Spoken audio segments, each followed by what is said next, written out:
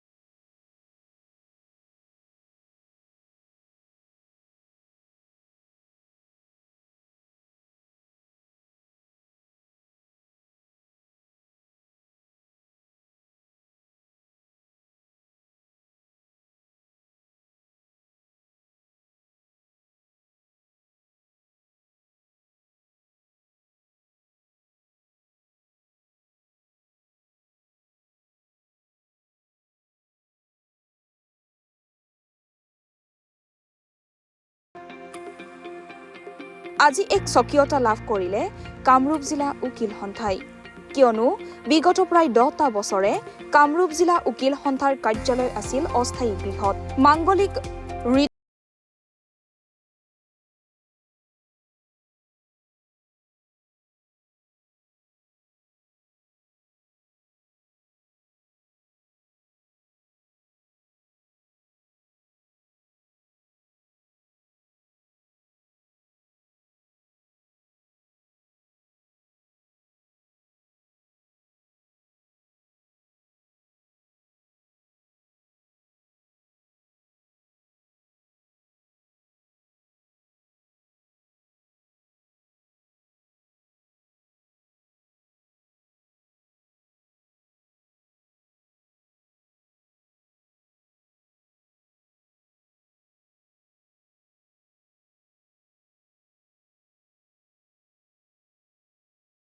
আমাৰ কাৰণে অতি সৌভাগ্যৰ দিন উকিল সন্থা কামৰূপ আমিনগাঁৱৰ কাৰণে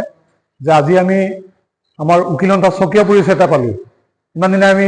পিতৃ বনস্পতিৰ গুদামত অস্থায়ীভাৱে আমি আছিলোঁ, কিন্তু আজিৰ পৰা আমি এটা স্থায়ী গৃহৰ আমি এটা আজি শুভ উদ্বোধন হ'ল। খুবেই আমাৰ কাৰণে এটি আনন্দৰ বিষয়। আজি আমাৰ উকিল সন্থাৰ আমিনগাঁৱৰ সদস্যসকলৰ কাৰণে অতিশয় গৌৰৱৰ দিন যে আমাৰ সদৌ অসম উকিল সন্থাৰ সাধাৰণ সম্পাদক শ্ৰীযুত দীপক কুমাৰ দাসদেৱে আজি আমাৰ উকিল সন্থাৰ এই গৃহটি শুভ উদ্বোধন কৰিলে আৰু আমাক ইতিমধ্যে অসম চৰকাৰৰ সন্মানীয় মুখ্যমন্ত্ৰী এই সমষ্টিৰ স্থানীয় বিধায়ক ডক্টৰ হিমন্ত বিশ্ব শৰ্মাদেৱে 4 কঠা আমাক মাটি ইতিমধ্যে আমাক অৰ্পণ কৰিছিলে আৰু এই হিচাপতে আমি তেখেতক ধন্যবাদ জ্ঞাপন কৰিছোঁ আৰু পৰৱৰ্তী সময়ত আশা কৰিছোঁ যে তেখেতৰ জৰিয়তে আমি